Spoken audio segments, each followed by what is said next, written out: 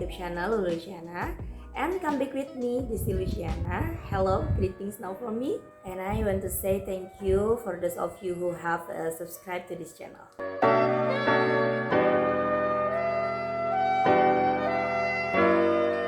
And in this time, I will discuss about tips for buying house. Why am I discussing this? Because when we are going to buy a house, the most important thing we have to know first step by step before we buy it. Oke, jadi itu adalah poin yang paling penting ya. Sebelum kita akan membeli rumah, kita harus tahu dulu langkah-langkahnya itu apa saja. And why I made this video is my goal and is just want to share my experience and hopefully we can be more careful in buying house. Okay, let's get started. So the first thing, you have to write all your wishes on the blank. Jadi apapun semua your wishes, Anda harus tulis di kertas kosong. Anda harus bisa membuat list semua keinginan Anda, oke? Dan menurut saya yang pertama adalah tentang budget. Jadi berapapun budget Anda membeli rumah cash atau kredit, pokoknya Anda harus tulis. Oke, misalkan Anda ingin membeli rumah cash, Anda memiliki uang sekitar 400 juta. Ya, Anda harus cari rumah harga segitu. Atau misalkan Anda berniat ingin kredit aja. Jadi Anda juga harus mempersiapkan DP. Misalkan Anda memiliki DP 100 juta. Ya udah, tulis aja. Because the budget is the most important thing in buying house. Dan sebenarnya setiap orang dalam membeli suatu hunian dalam membeli suatu rumah tentunya mempunyai kriteria dan selera masing-masing. Jadi fungsinya apa sih kita tulis supaya kita tidak lupa ya. Dan selain itu kita juga bisa mengkoreksi ya bahwa keinginan kita ini sudah tepat atau belum. Karena kalau tidak kita tulis biasanya kita sulit untuk mengevaluasi semua keinginan kita. Oke, itu tadi saya membahas tentang budget ya.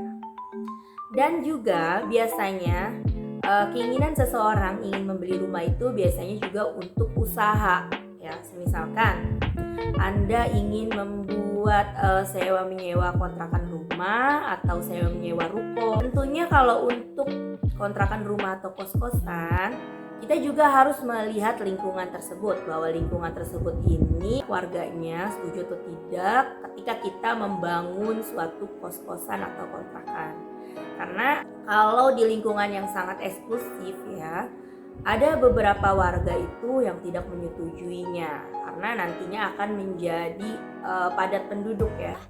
Jadi seperti gangan yang tadinya sepi karena adanya kontrakan atau kos-kosan jadi rame bolak-balik ya suatu kendaraan atau jadi rame anak kecil. Jadi kita juga harus pikirkan bahwa ketika kita ingin membangun suatu usaha kontrakan atau kos-kosan, lingkungannya kira-kira mendukung atau tidak ya.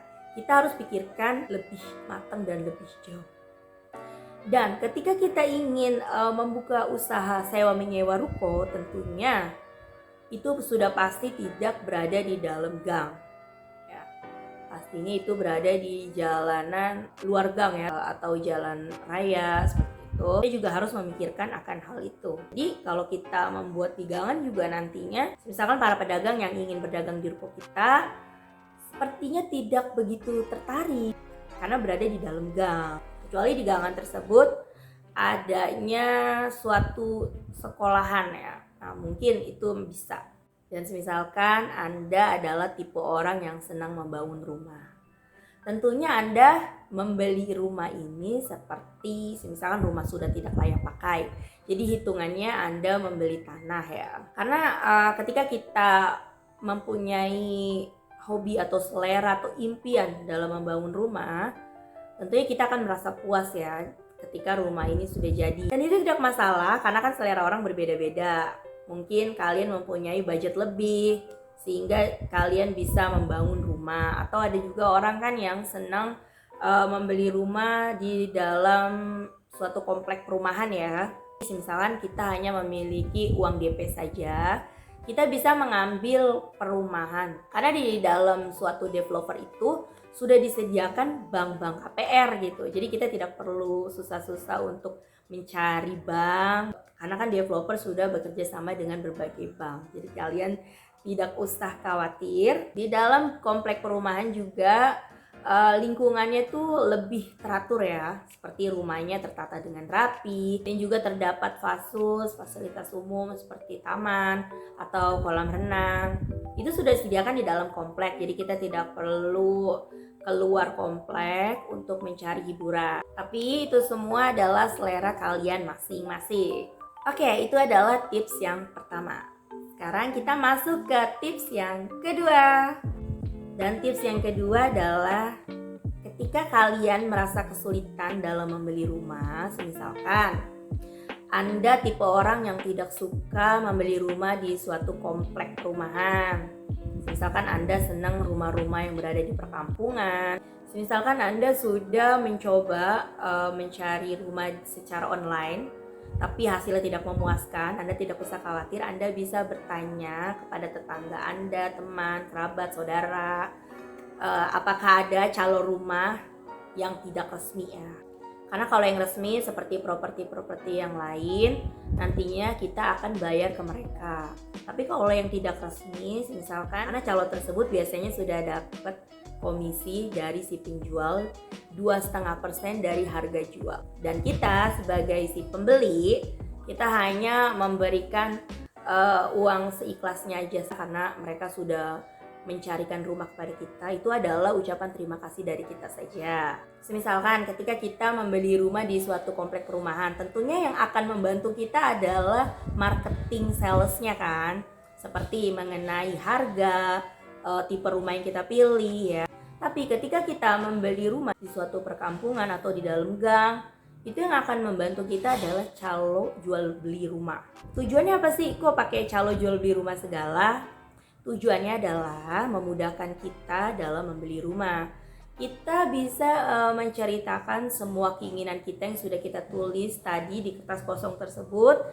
Kita bisa ceritakan langsung kepada calo jual beli rumah tersebut. Dan tugas mereka adalah membantu mewujudkan semua keinginan kita. Dan pengalaman pribadi saya biasanya ketika orang mau jual rumah, ada sebagian orang yang memasang iklan di depan rumahnya. Dan ada juga orang yang privacy, jadi dia benar-benar tertutup. Nah, ketika kita tidak mempunyai calo jual beli rumah, kita lewat suatu gang, ternyata di dalam gang tersebut ada rumah yang mau dijual. Tapi karena kita tidak tahu, karena mereka tidak memasang iklan di depan rumahnya. Tapi kalau kita pakai jasa calo jual beli rumah, mereka tentunya sudah banyak rekanan. Jadi mereka mempunyai daftar list mengenai tentang rumah yang mau dijual, apa saja. Kita bisa pilih, kita bisa survei, sampai ke tahap negosiasi harga. Ikut bantu kita. Jadi dia mempunyai peran yang sangat penting membantu kita dalam membeli rumah. Jadi sebenarnya kita kenal calo jual beli rumah ini tentunya banyak banget informasi yang akan kita dapat. Oke, tips yang ketiga adalah survei notaris. Ketika kita sudah sangat cocok oleh salah satu rumah yang sudah kita pilih, misalkan dari segi harganya, dari segi lingkungan, segi model rumahnya atau apapun itu, kita jangan pernah lupa untuk mengetahui sertifikatnya. Mengetahuinya dengan cara apa? Kita bisa bertanya oleh si penjual atau si calo jual beli rumah itu membantu untuk memperlihatkan sertifikat tersebut. Kalau bisa sertifikatnya itu yang asli, bukan fotokopi ya. Setelah kita melihat, kita bisa mengeceknya dan lalu kita foto. Kita foto dengan jelas dan komplit. Fungsi kita memfoto sertifikat tersebut adalah ketika kita survei notaris, kita bisa memberikan foto sertifikat tersebut yang ada di HP kita. Nah, dari situ notaris tersebut akan menjelaskan tentang sertifikat itu. Oke, saran saya, Anda datang untuk survei notaris itu sendiri dulu ya, tanpa sepengetahuan si penjual. Ini sebenarnya nggak ada niat untuk aneh-aneh sih, cuma ini hanya sekedar rasa ingin tahu kita ini sudah dijawab oleh notaris tersebut. Jadi misalnya yang pertama adalah tentang kita memberikan foto sertifikat yang sudah tadi kita foto. kita berikan ke notaris, kita minta penjelasan dari notaris. Apakah sertifikat ini asli atau apakah sertifikat ini tidak mentah? Maksud dari kata tidak mentah ini adalah, jadi pada waktu tahun 2017 sampai tahun 2019 atau berapa gitu, saya lupa kurang pastinya, seperti adanya program PPAT dari pemerintah tentang peningkatan sertifikat menjadi SAM. Dan itu diadakan secara gratis dan kita bisa mengambilnya langsung ke kantor BPN. Tapi, ada tapinya, di dalam sertifikat yang sudah telah jadi kita ambil di BPN, ternyata terdapat adanya pajak PPAT. Maksudnya si penjual itu sudah membayar pajak PPAT atau tidak. Jadi kalau mereka ikut program PPAT pada waktu tahun tersebut, tentunya nantinya ada tulisan mereka sudah bayar atau tidak pajak PPAT tersebut. Jadi ketika kita orang awam, kita tidak tahu bahwa waktu itu ada program PPAT dari pemerintah, kita tidak ngerti, kita bisa bertanya kepada notaris, dan misalkan jawaban dari notaris adalah bahwa si penjual belum bayar pajak PPAT-nya, kita bisa bertanya kepada si penjual untuk melunasi pajak PPAT tersebut. Jadi itu adalah hutang dari si penjual, bukan hutang pembeli. Yaitu hutangnya dia, si penjual harus menyelesaikan pajak PPAT-nya tersebut. Jadi kita sebagai si pembeli rumah, kita benar-benar harus aktif di dalam menghadapi case tersebut ya. Jadi kalau memang notarisnya dipilih dari pihak si penjual oleh mereka, kita terima bersih, itu nggak masalah, tapi kita harus aktif. Kita harus benar-benar cari informasi sebanyak-banyaknya, kita harus survei notarisnya yang dia pilih itu ya, seperti yang saya tadi bilang. Tentunya nantinya akan banyak ilmu-ilmu baru setelah kita bertemu dengan notaris tersebut. Oke, itu mengenai pembahasan tentang sertifikat ya. Selain itu, ketika kita sudah cocok dengan rumah tersebut, selain kita foto tentang sertifikat, kita juga foto tentang PBB. Jadi kita bisa bertanya ke notaris bahwa ini PBB-nya ada hutang atau tidak. Kalau memang ada hutang, sebaiknya si penjual harus melunasi hutang-hutangnya tersebut. Jangan sampai di kemudian hari ketika rumah itu sudah menjadi milik kita sudah transaksi misalkan, ternyata PBB tersebut masih memiliki hutang. Jika di kemudian hari kita ingin balik nama PBB tersebut, ternyata hutang-hutang si penjual dari PBB tersebut. Jadi ternyata dia tidak bayar PBB dari tahun berapa. Nah, ketika kita ke notaris, kita bisa bertanya bahwa dia memiliki hutang atau tidak. Kita bisa minta tolong untuk notaris periksa hutang-hutangnya dia di PBB tersebut. Karena jangan sampai di kemudian hari ketika kita ingin balik nama PBB tersebut, ternyata baru terlihat nih hutang-hutang si penjual gitu. Jadi mau nggak mau kita mempunyai kendala untuk balik nama PBB ya. Nah, maka dari itu sebelum kita ada proses transaksi, sebaiknya si penjual melunasi dulu hutang-hutang di PBB tersebut. Karena gini ya, ada sebagian notaris juga yang tidak memberitahu bahwa si penjual ini memiliki hutang PBB karena ranahnya itu beda. Dan sertifikat dan PBB ini adalah dua hal yang berbeda ya. Jadi sertifikat ini kita mengurusnya di notaris dan BPN, dan PBB ini di kantor pajak.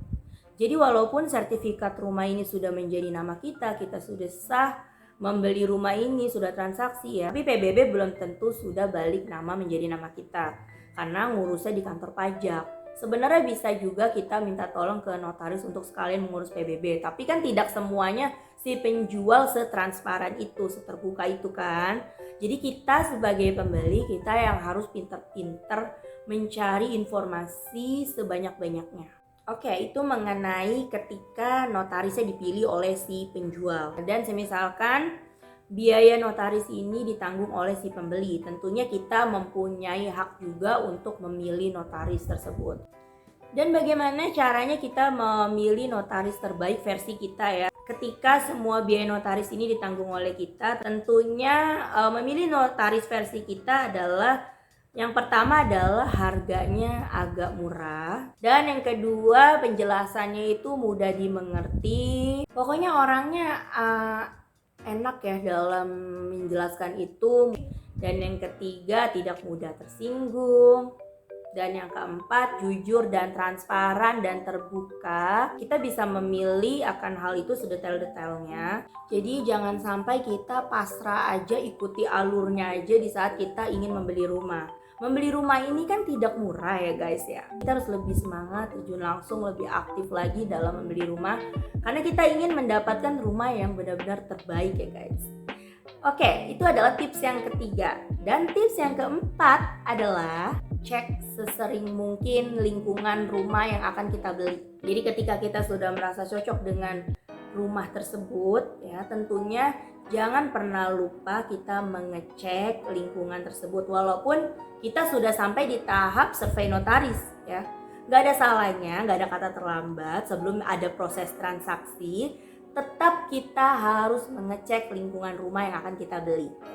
Misalkan kita ingin membeli rumah ini untuk pribadi kita yang nantinya akan kita tempati gitu. Dan misalkan kita sudah memiliki keluarga ya, jadi ada anak, ada suami. Pastinya kita akan melihat lingkungan ini demi kenyamanan anak kita ya, tentunya. Kalau kita sih sebagai orang tua, pastinya sih untuk masalah lingkungan kayaknya selagi nggak ganggu-ganggu banget ya, nggak terlalu masalah. Tapi untuk tumbuh kembang anak kita, inilah yang akan menjadi suatu permasalahan yang serius. Jadi kita harus benar-benar memikirkan masa depan anak kita. Jika kita berada di lingkungan yang ini gitu, yang akan kita pilih nanti, lingkungan ini sudah benar belum untuk tumbuh kembang anak kita? Seperti misalkan di lingkungan tersebut padat penduduk atau tidak, atau anak mudanya banyak, dalam tanda kutip banyak yang memakai narkoba seperti itu kan, atau benar-benar itu lingkungan adalah bandar narkoba, atau tiap malam anak mudanya itu selalu main gitar berisik, rame banget, atau anak kecil sampai tengah malam masih bermain gitu, orang tuanya tidak nyariin, atau misalkan di depan rumah kita ini selalu adanya motor parkir, mobil parkir, dan sepertinya tetangganya tidak bisa kita omong masalah parkir tersebut gitu. Itu bisa jadi bahan-bahan pertimbangan kita sebelum adanya transaksi, walaupun kita benar-benar sangat cocok nih sama kondisi rumahnya ya, tetap kita harus pertimbangkan lagi dalam mengambil suatu keputusan. Jangan sampai ada penyesalan di kemudian hari. Sekian tips dari saya, semoga video ini bisa menginspirasi dan bermanfaat untuk kalian yang sedang dalam mencari rumah. Semoga kalian dimudahkan ya dalam membeli rumah, dimudahkan segala urusannya, amin. Oke, see you next video, bye bye. Wassalamualaikum warahmatullahi wabarakatuh.